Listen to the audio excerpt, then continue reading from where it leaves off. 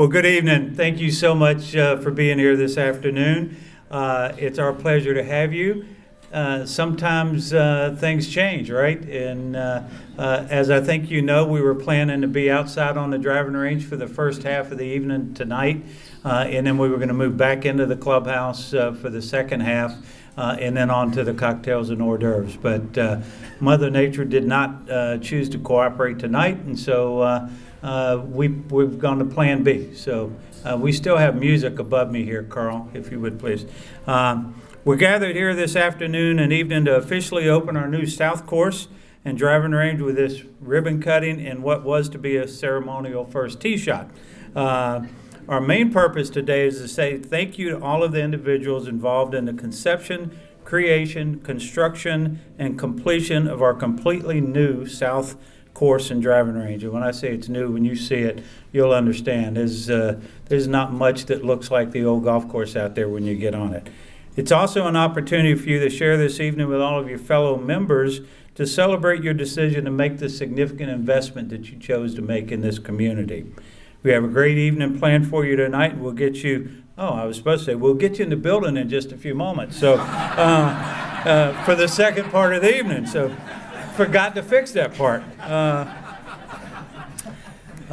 This evening, you'll hear from our club president, Bob Ligori, Steve Smith, co-chair of the Golf and Green Committee, Harry Kane, co-chair of the Golf and Green Committee. Bobby Weed's going to come up and take you through a half a dozen holes, and then he'll be around afterwards during the cocktail hour if you want to spend a few minutes and introduce yourself to him or ask him either why or what or how or whatever happened in areas that you may have a concern out. He would certainly be happy to have that conversation with you. Once those are completed, we'll do a quick ribbon cutting here with a few folks that were instrumental in making this happen, and then we'll get on to the cocktails and hors d'oeuvres. And so just as we had planned to do, we've kind of been all over the place. We had planned to have some of the cocktails and hors d'oeuvres outside. Some of them out on the lawn. Well, we're not doing the lawn. We're not doing the bar outside. We do have still two sections of food that are out on the patio this evening. Carl, is there going to be a wine bar outside or not now? Yes. Now, there will be a wine bar outside. There'll be a complimentary wine bar outside. There's also a complimentary wine bar that most of you found when you came in this evening. So, and that will be there when you go back out as well. So, and then there's going to be food on either side of the back of the room, and then two cocktails by signature bar that will also be available for you. If you're interested in beer, there's beer out on the back patio. Our new Quail Ridge beer that we're still trying to name, so we need your help in naming that. And by the way, if you don't know the four choices, let me tell you real quick. Quail Ale is one of the choices. Quail 74 for the year that we were founded, or 74 Quail, whichever you prefer. Quail 37 as the ideal place to enjoy a cocktail after 36 holes of golf or a cold beer. And then the last one is kind of a play on a little something we've got going on right now, and we simply called it, what is it? Is it the Golden Iguana? So not sure that one will make it, but we have a little issue with iguanas at the moment. So anyway. There'll be plenty of food around. Just be patient. We also have the Italian buffet next door for you, for those of you at a nominal price, for those of you that are inclined to go over there. If you have not made a reservation, please stop by the hostess desk and let them know you have an interest. I know we're at about 250 reservations over there tonight, so we've got a good crowd that after they enjoy hors d'oeuvres are going over there. It is now my pleasure to introduce your president to make his remarks. Bob Ligori has spent several years in his leadership role here at Quail Ridge. As most of you know, he is in his second year as the president of Quail Ridge Property Owners Association, now doing business as the club at Quail Ridge. Our merger of the POA and club effective October 1st of this year means that Mr. Ligori now serves as the president of the merged entities. His tireless dedication to Quail Ridge and his desire to do what is right has led us to today. Over the past year, he has been heavily involved in major projects such as the merger of the club and the POA, the fitness center project, the South Course irrigation and renovation project, the negotiation of a new Comcast agreement, and the replacement of our community irrigation system, and much, much more. Quail Ridge is a better place because of his leadership. Ladies and gentlemen, our president, Mr. Bob Ligori.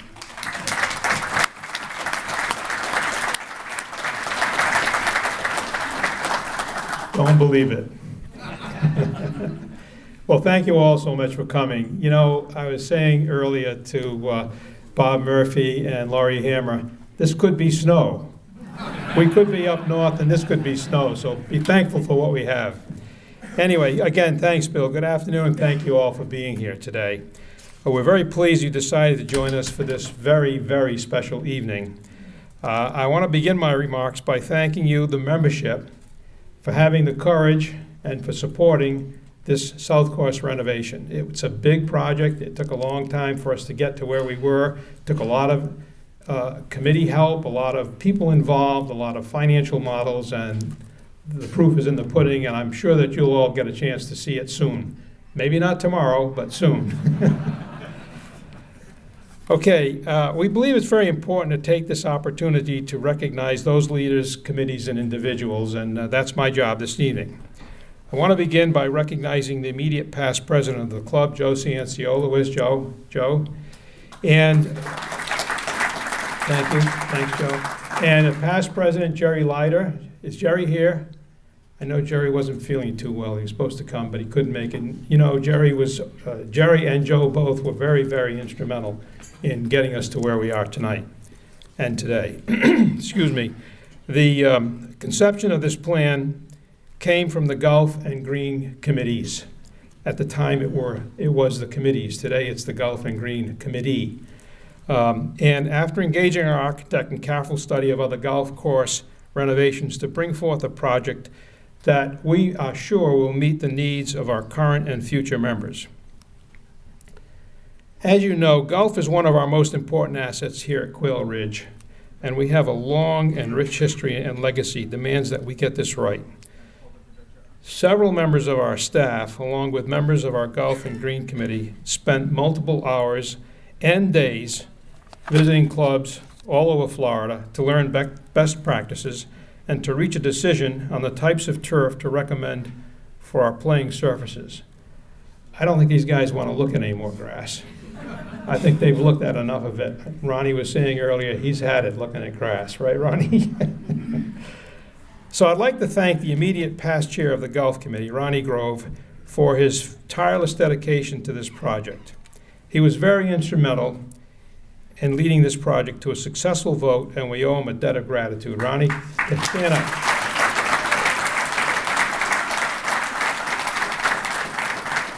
A great big thanks to Ronnie. Also, I'd like to thank Steve Smith and Harry Kane, the current co-chairs of the Golf and Green Committee, for all of their efforts. Please.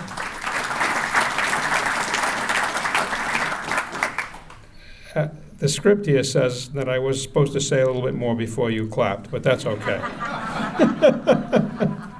But I'll read it anyway. It says, these gentlemen attended as many, if not more, owner, architect, and contractor meetings, certainly than I did, and they toured the progress regularly with our architect. Steve will recognize the Golf and Green Committee members in a few moments. The former club finance committee, with Deb Coons as chair, was also very involved with our management team in developing the budget and financing oversight for the project. I would be remiss if I did not recognize Dave Chick, I don't know if Dave's here, and Frank DiTomaso for their roles as past club finance chairs as this project took shape. Are they here? Dave here? Thank you, Dave. Thank you. I'd also like to thank Andy Translow, our CFO. I've done this several times. I did it the other night, and I can't keep saying enough. And the same is true of Bill Langley. These two guys, I have to tell you this, it's not in the script. We are very, very fortunate to have these guys in our management team. They've done just a tremendous job. They're tireless. I know I've tried to work with them. I can't keep up with them. They're really terrific, and so I really appreciate that. Let me also introduce to you some of our honorary members who are with us here this evening. First of all, Bob Murphy and his wife Gail. Bob, stand up.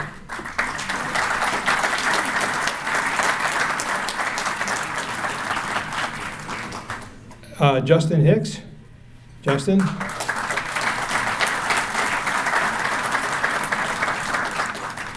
Lori Hammer and Marlene.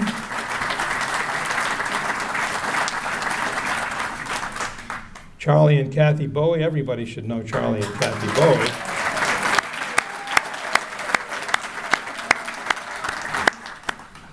And Vinnie, Giles, and Kay. I'm not sure he's here. Is Vinnie here?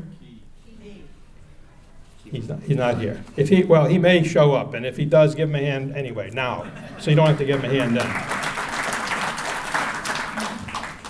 On a personal note, I want to say one thing, and this is not in the script either.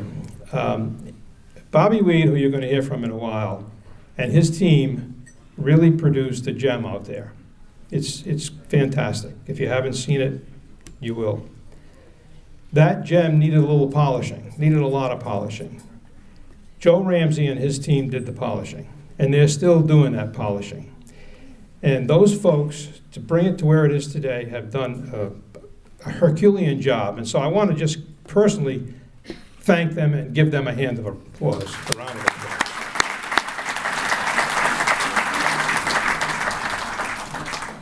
And so with that, Steve, you have the floor.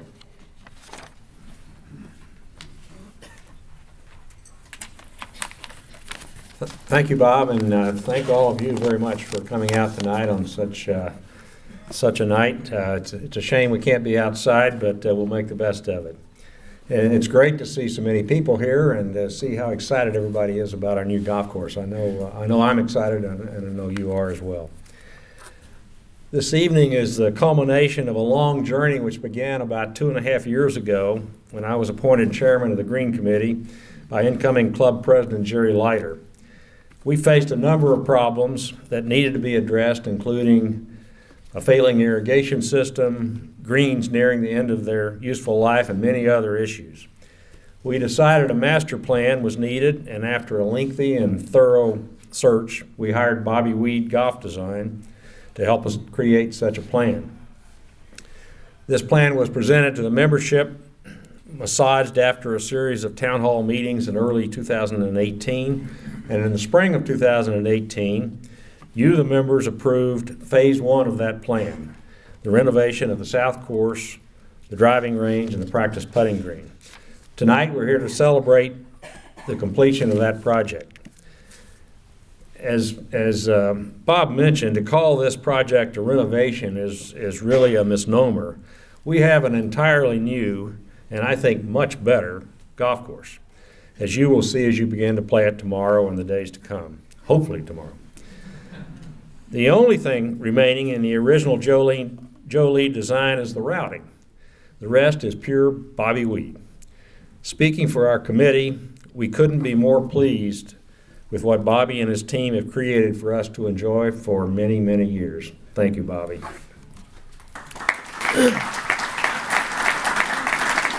As you might imagine, a project of this size and scope requires many people to make it happen. I want to start by thanking the members of the Green and Golf Committee who have worked very hard on this project for the past 2.5 years, as well as those on the ad hoc Golf Course Master Planning Steering Group that we put together to help shape the project. They're too numerous to name individually, but what I would like for those of you who are here tonight to stand or raise your hand and be recognized, please.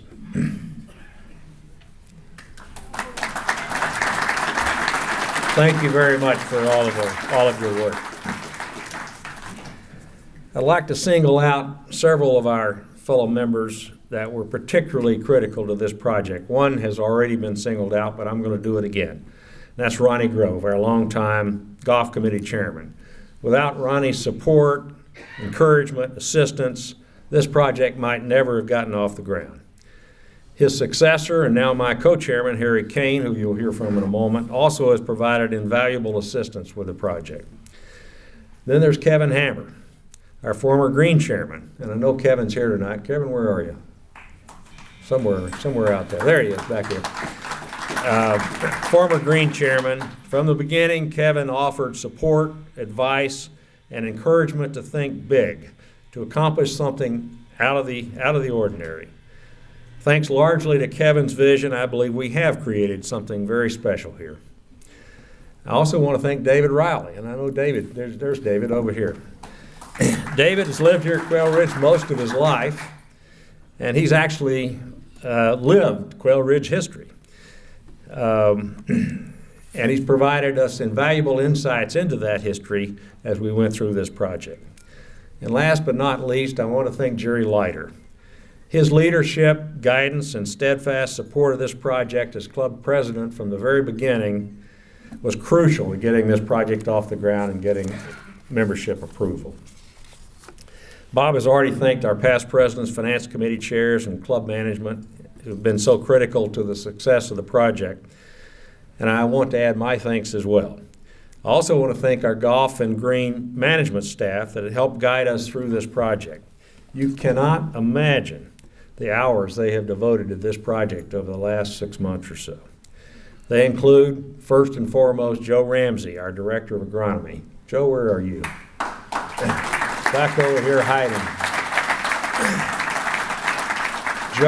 Joe provided day-to-day oversight for this project from the owner's perspective and was responsible for the grow end of the course every day and seeing that every day since the grass was planted. He was assisted ably by Sully Murphy, our golf course superintendent. Is Sully here tonight? Sully? There. Sully acted as Joe's right-hand man and was on the course every day, overseeing every detail of the construction. Kelly Krause, our lead assistant superintendent. Is Kelly here tonight? Kelly kept things going on the north course. He's responsible largely for the excellent condition that the north course is in today, while Joe and Sully were busy getting the south course ready for play. And then, of course, there's our director of golf, Dan Brosnahan, and Mike Koronowski, head golf professional. Both Dan and Mike were an integral part of the team and provided invaluable guidance from a golfer's perspective. Dan, Mike, where are you? I know you're here. Over here. Thank you very much. I had the opportunity to sit in on the majority of the owner, architect, and contractor meetings this spring and summer, and was very impressed with the professionalism of our outside contractors.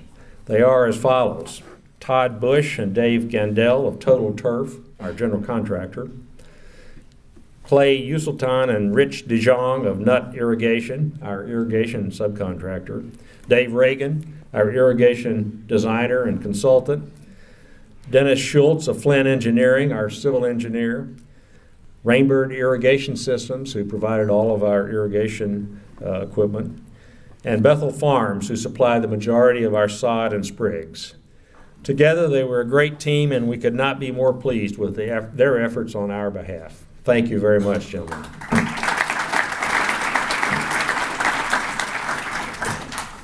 And last but certainly not least, I want to thank our architects, Bobby Weed and his partner Chris Monty. Chris unfortunately could not be with us tonight.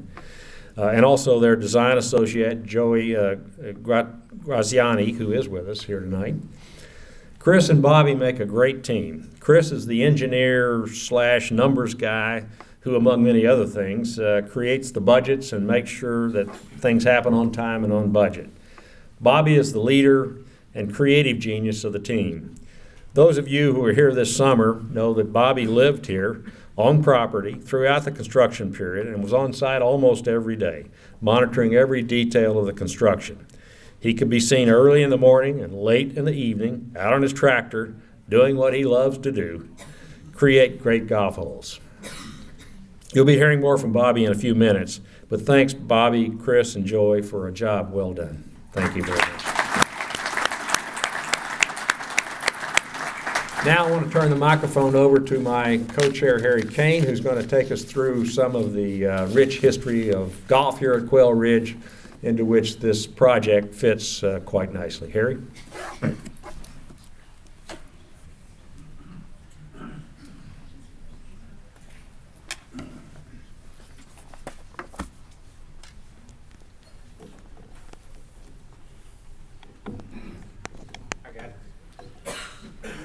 I have. Yep. Hello? Yeah. I have another kind of a microphone because I like to keep my hands free. Well, it's my turn to say good evening and welcome to a wonderful occasion. I have the enjoyable task of both talking about golf and setting this event in some historical context. Perhaps telling you a few things about Quail Ridge history that you do not know. I didn't. I've done some research and talked to several long-timers, including Sathina Kebler, Charlie Bowie, Kevin Hammer, George Burns, Irene Burns, Rich Kavanaugh, John Harrigan, Dave Rowley, Pete Smith, Bill Wobesser, Jim D. Jerome, a lot of people. I share something with almost all the older players in that group, even though I've only been here about 20 years. What we all have in common is an aging, often aching body. If it isn't a bad back, it's the shoulders, or it's the hips, or the hands, feet, and knees, eyesight, heart.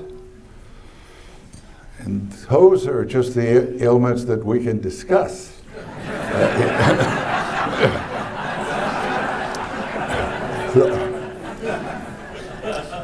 So, why do I, and guys and gals like me in this room and around the world, why do we keep playing this humbling, frustrating, and now sometimes painful game? In my case, there are two answers to that. One, and most obvious, it's such a fabulous game.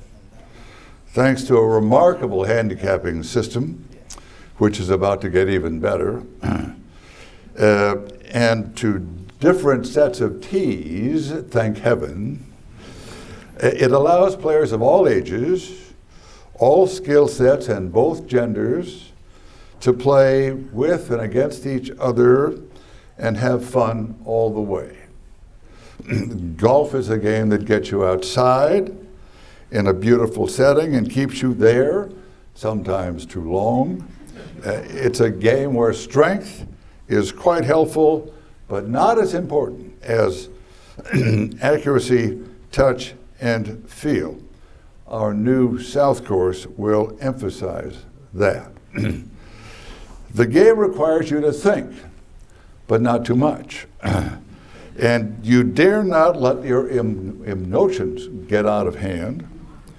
It's a game with arcane rules, and yet it fosters a spirit of ethics and integrity that ensures the rules are followed most of the time. So truly an unusually great game, challenging. It's a game that, among other things, generates a lot of stories, some of them true. And who doesn't love a good story? The second reason I keep playing is probably not so obvious. It is because I'm a member of the club at Quail Ridge, a club unusually distinguished by its golf history and tradition. For proof of that, just walk slowly through our Hall of Fame with all the pictures, plaques, and trophies. If you look closely, it is quite spectacular. There are about 600 golf clubs in South Florida, well over 100 in Palm Beach County. They all enjoy the same beautiful subtropical climate. Most have beautiful landscaping, and many offer 2 good golf courses. But very few have a history as rich as ours.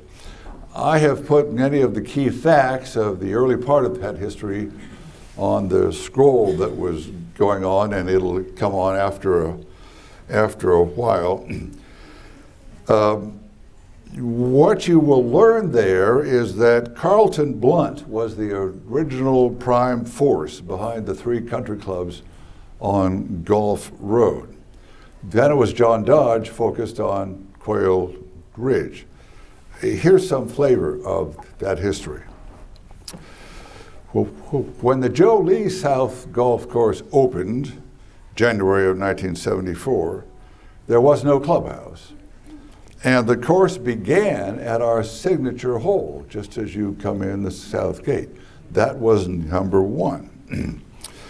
When the clubhouse opened the next year, that hole became number 17.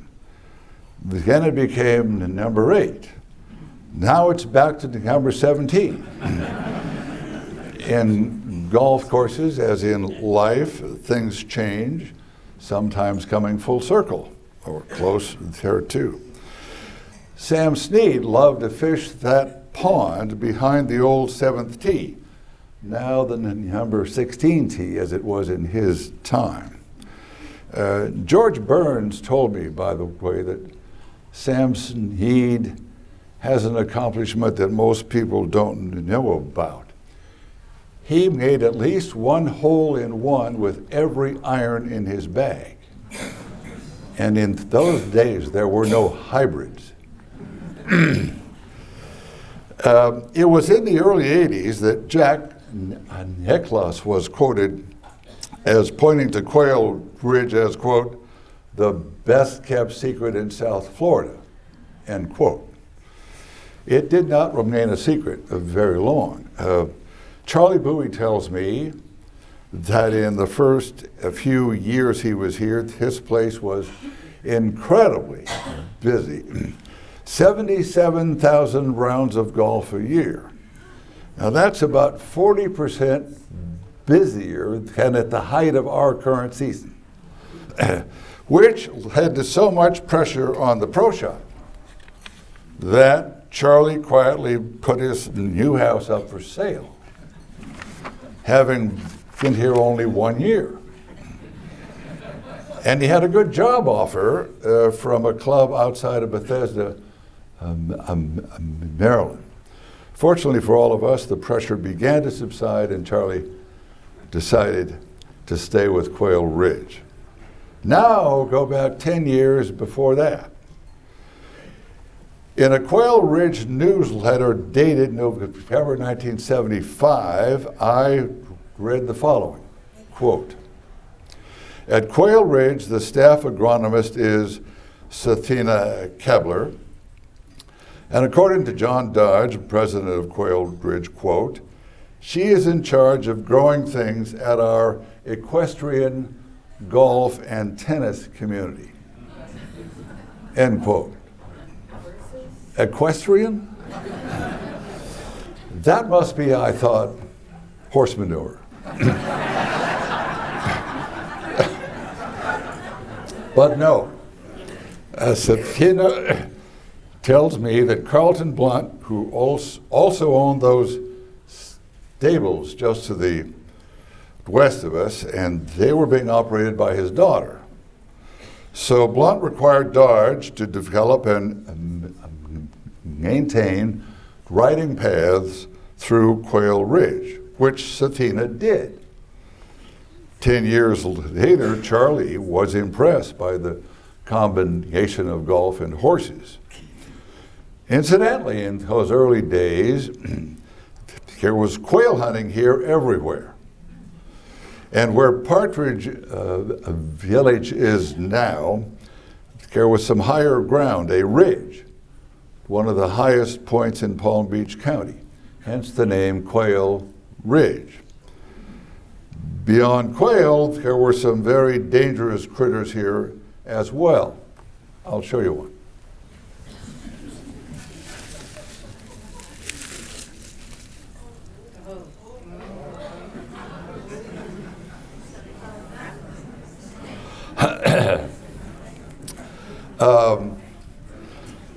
This fellow shook his tail, rattled his tail for the last time in 1975.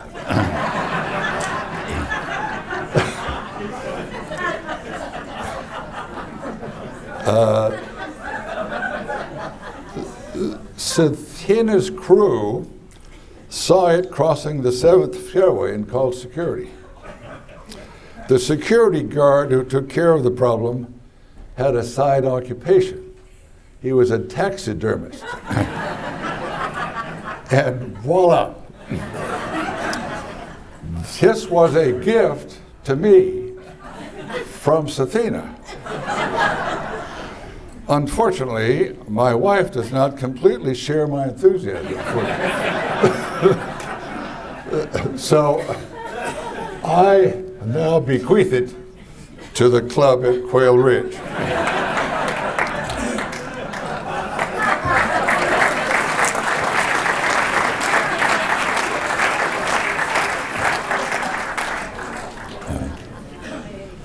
In the fall of 1982, two of our members, Ralph Bogart and Dale Morey, and about 20 other guys, founded the Society of Seniors, which quickly became and remains the premier international organization for men's competitive senior amateur golf.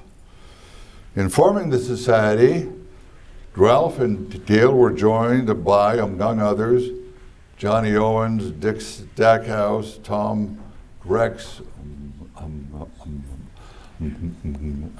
Marshall Trammell, and an architect named Pete Dye, who was also a fine player.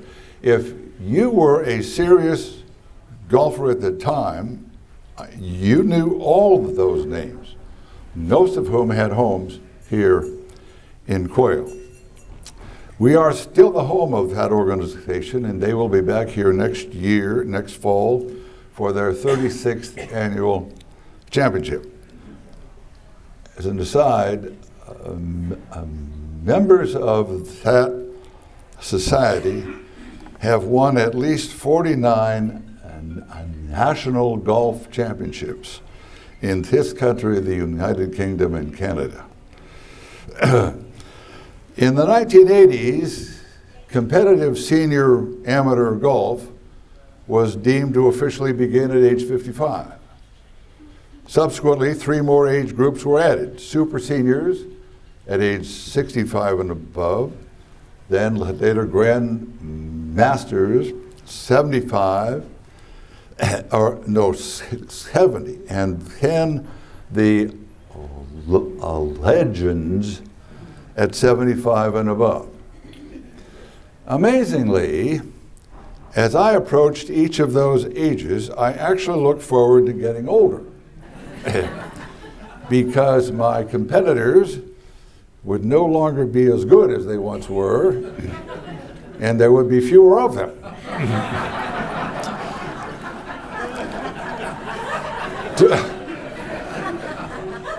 Tonight I am pleased to announce that as of January 1, 2020, the Society of Seniors will be adding one more age category: 80 and over.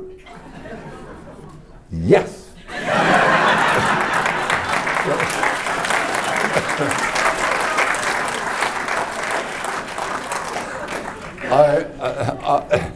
I do not know what they will call this new age category.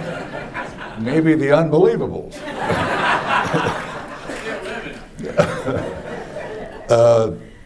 To conclude these remarks, I'll add 2 more short notes about the Society of Seniors, 2 features that it and Quail Ridge have in common beyond their shared history. One is that from the outset, the society has had, in effect, a guiding philosophy. A philosophy that can be expressed in just 4 phrases.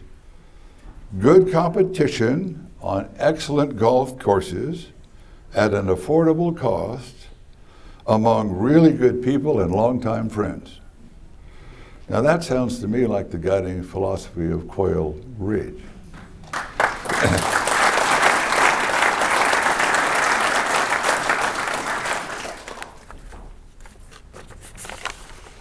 Secondly, the society now has over 1,000 members, but it's facing a problem similar to the one facing us. They need, and we need, to attract more younger players to keep this wonderful tradition going for the foreseeable future. Your Golf and Green Committee will be quite focused on how to do that.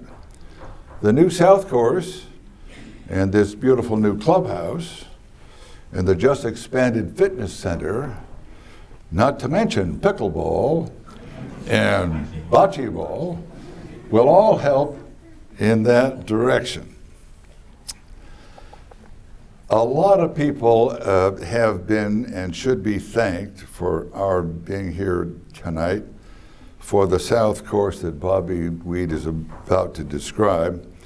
I just want to single out 2 for an extra thanks from where I sat. First, to echo Steve, Jerry Leiter. As club president at the time, he really supported what we wanted to do when it wasn't so clear we were going to be able to do it. And second, my thanks to Steve Smith. He, far more than any other member, has had his hands on this South Course project. If you like what you see out there, please tell him so. Now it is my very great pleasure to call Bobby Weed up here to tell us what he's done.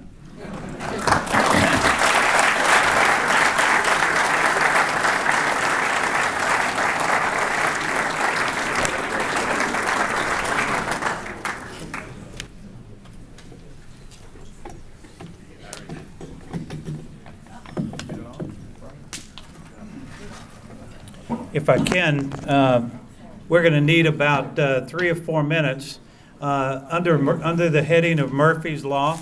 The very nice projector above your head up there that runs the PowerPoint presentation or the video presentation quit on us about halfway through the evening, and we've tried to restart it a half a dozen times, and so we're going to try to get another smaller unit up here going. We don't know what the quality of it will be, but I sent Bobby a text while Mr. Kane was speaking, and he just said, "I'll wing it." So we're going to let him have it and wing it. We're going to work around you here just a second. So maybe you give us just a second, or maybe you do a dance or something. I don't know. Can I move this, sir, so that I can take your picture? Great, thank you.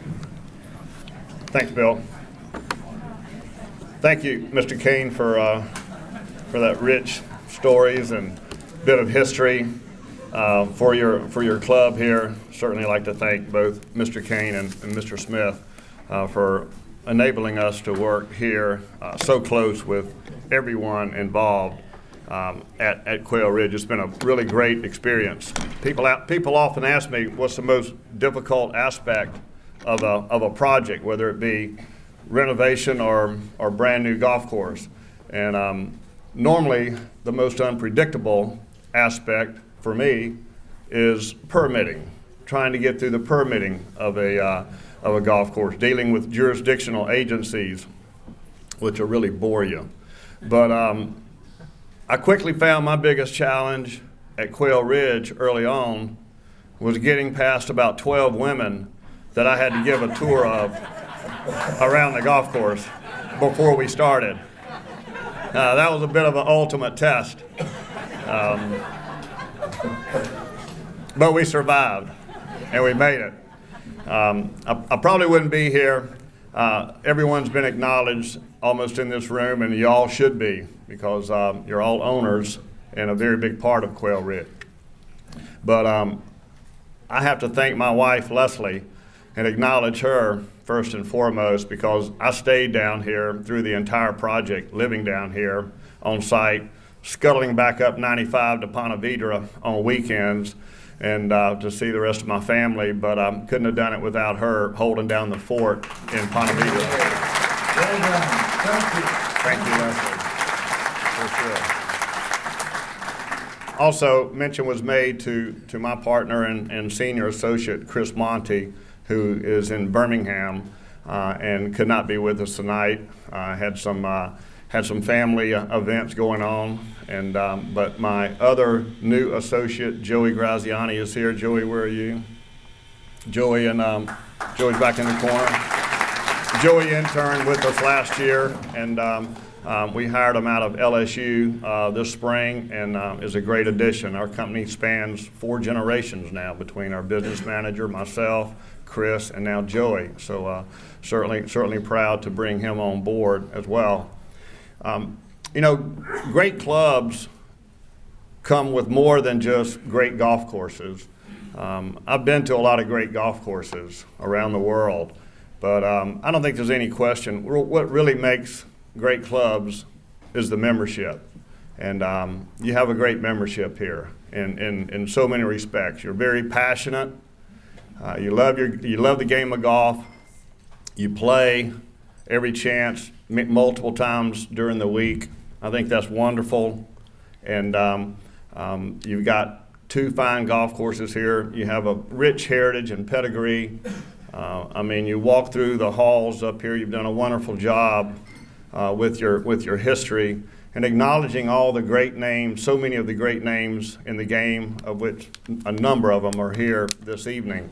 So it's just a real treat and pleasure for our company to be down here and be part of a lot of competition in South Florida. One of our objectives, among many, was to improve upon every golf hole. And I feel like you're going to recognize your golf course. Obviously, we did not change the routing. We did go back to what Mr. Lee initially had. So we did flip the 9s back. But you play on both sides every day, and you start on both 9s. You've got 18. People ask me all the time, you know, what's the signature hole on your golf course? I'd like to think you have 18 really good, solid signature golf holes here at Quail Ridge.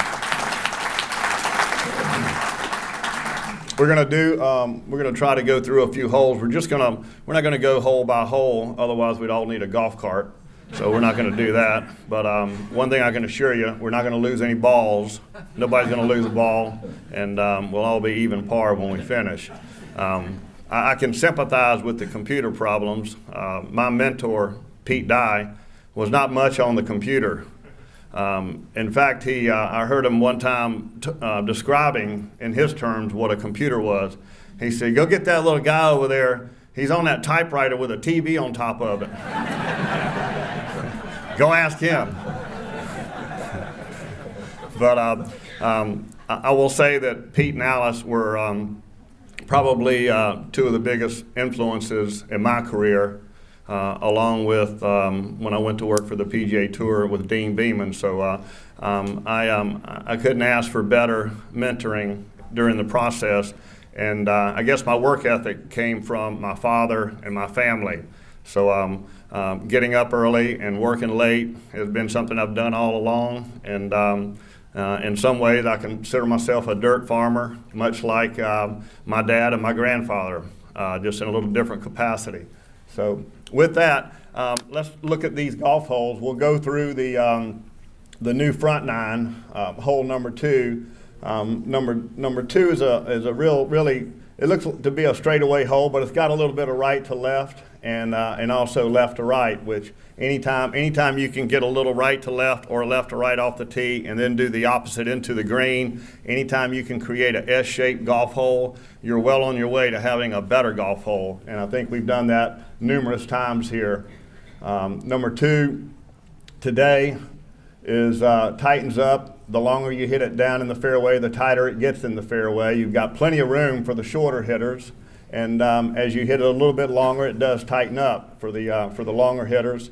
We have set the approach up to where we've got an open approach, and the left-hand side of this green does kick up, which will afford a little more left to right shot in there. Anything going in left to right will catch that left side and funnel back into the green, and flanked with a couple of bunkers. The other thing that you're going to notice out here is we have a lot of shortcut. We have a lot of shortcut around the greens. That'll only get tighter and will afford you a lot of opportunities to make decisions. I think Mr. Murphy and Mr. Hammer and certainly Charlie will agree that the game has probably become a little bit too physical in the last few decades. We've lost some of that mental aspect of the game, and I feel like if we can strike a little better balance between the physical ability and the mental agility, we'll have a better golf course and a bit more of a throwback to a golden era style golf course. When you miss these greens out here, you're going to have to make a decision on how you want to play that shot. Do you want to pitch it? Do you want to bump it? Do you want to putt it? Sometimes you may have to flip it. If you make one of those choices and you don't get it up and down, you're going to think about that all the way to the next tee, and it's the player that can put that behind and move on to the next hole. That creates that mental aspect that has been missing, and I really think that your golf course, particularly next year as we get fully grown in and we get things even tighter, that you're going to have a lot of opportunities around the greens to get really creative on a day-to-day basis. I think that'll change. So I think that'll be very interesting. The second hole on this 9 is number 6, hole number 15. I think it's going to be one of the better par 5s in South Florida. I just love the fact that it really has a lot of movement, starting with the tee shot, which is definitely straight away. But boy, the action really starts. How often do you get on a par 5 and you already know what you're going to hit on your second shot before you get there? That may not be the case here. You're going to have a lot of options on your second shot. How much of this do you want to carry? Where do you want to position yourself? I can tell you if you hit it up the right side for your second shot, you're going to be semi-blind into the green. You'll see the pin, but you'll be semi-blind. And Pete Dye always told me it's only blind once. So you'll figure it out. You'll figure it out. The more you come and go left of these little bunkers here and approach the green from the left, you'll see more of the green, but partially blind behind this bunker on the right and the pot bunker, and then you can come around, and then the green is flanked with a small pot bunker and the smallest green on the golf course. Smallest green on the golf course. So I think you'll have a lot of interest. You know, interest and options create variety. So I think we're gonna have a lot of that as we go around this golf course. This is number 8, and it is a par 3 with a new back tee, and we've turned it into a bit of a island surrounded by the screenings, the non-turf area, which is another thing to note.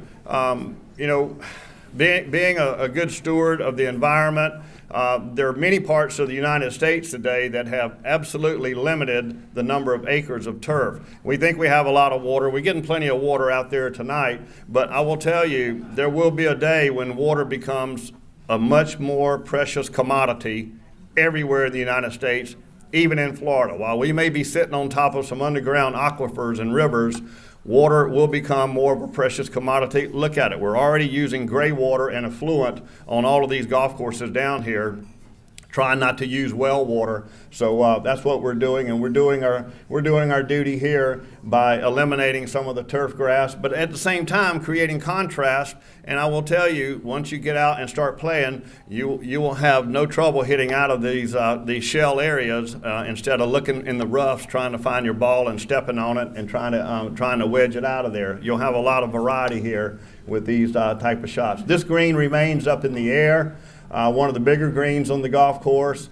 The bunkers both left and right, but you have a lot of room in the front of the green. We left all of these fronts of the greens open. There's no need to put bunkers in front of all of these greens because for the better player, he's in the air. These bunkers don't matter to him whether they're left or right or in front of the green. But for the higher handicappers, it really means something. They want to be able to bump and run the ball. The higher handicappers still hit the ball down on the ground. Alice Dye drilled a hole in my head many years ago and poured all that information into me and never stopped. But it is very important to allow opportunities for you to run the ball into the green, catch some slopes, feed the ball into the hole, and again, you can see some of the shortcut around the green. Number 15 is basically a brand new par 3, same lagoon, a little bit of the same right to left. We did a rendering of this hole. I'm even amazed myself how close it came out to the rendering that we did early on. But it's really a great par 3. You've got the green hard up against the water with a really nice coquina rock wall. You've got a lot of approach in front of the green and to the right of the green, all sloping back to the green. And you've got some really good pin placements all the way up the left-hand side. Hitting the middle of the green here will never be a bad shot.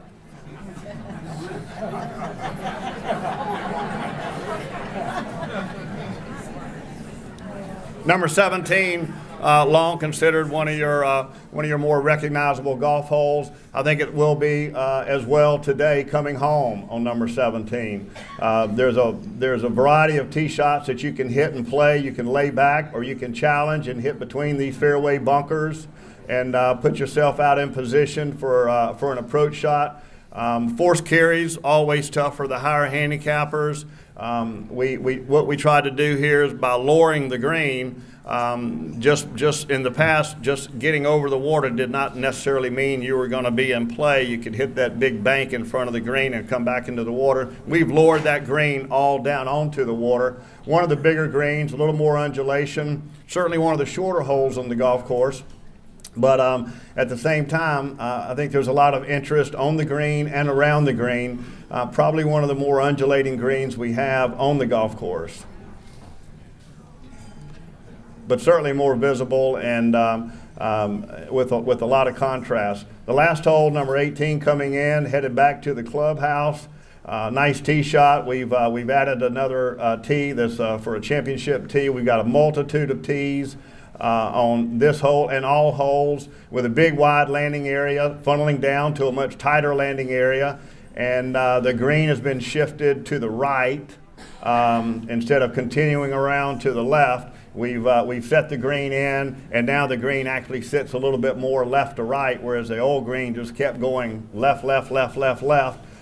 We've got the green moved to the right, and we've got the green sitting in a little more left to right. With plenty of bailout on the left-hand side for you to make a decision on how you want to get into the golf hole. So we're really pleased, really pleased. I think Joe Ramsey and Sully and his crews, their crews have all done a wonderful job. The golf course continues to mature and get better every week. It will continue to grow in. We're ready for you to get out there and play it and enjoy it. And I'm sure everybody will have comments and opinions, and I can't wait for you to get out there and form these because golf. That's what makes golf so great is the unpredictability of golf. Otherwise, we'd have a bunch of tennis courts out there for golf holes. So we're not going to do that. So we've got a great chance. We've got a great opportunity for everybody to enjoy the golf course, and I can't wait for you to get out there. Thank you.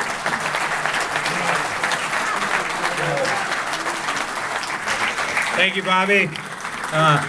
It was interesting to listen to all the murmurs and the hums and the conversations that were going on as he was showing the holes. So I think we certainly got something to look forward to. We've got one more thing. The food and beverage staff are quickly beginning to put the food and beverage out, so we'll get you to that in just a second. But all that remains to be done now is a ribbon cutting. So let's get that done and out of the way so you can get on to the rest of it. So joining us this evening up on the ribbon cutting ceremony first is Joe Ramsey, our Director of Agronomy. Joe? Behind him, we're going to have Dan Brosnahan, our Director of Golf, join us up here.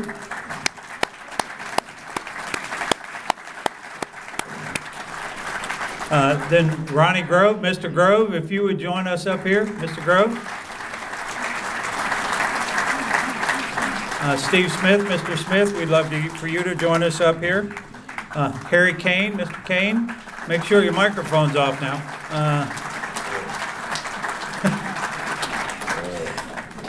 Mr. Leiter's not here, so Mr. Cienciola, if you would join us up there. And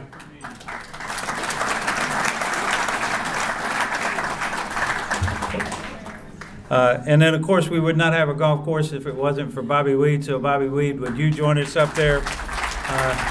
And then finally, our president, Bob Ligori. Mr. Ligori, would you join us up there? Caitlin, if you would, or somebody over there, hand the scissors. Brian, if you would, hand the scissors to Mr. Ligori and Mr. Weed.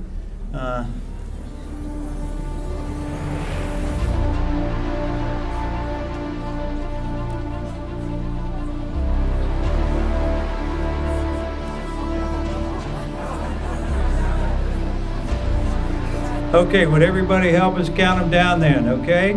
Let's go on 3, 2, 1. Okay, we're officially open. Thank you so much, ladies and gentlemen. The bars are open. Food and beverage is available for you. Watch your emails. We're going to be watching the weather very closely, and we'll let you know about tomorrow and golf as quickly as we can. Thank you so much for coming.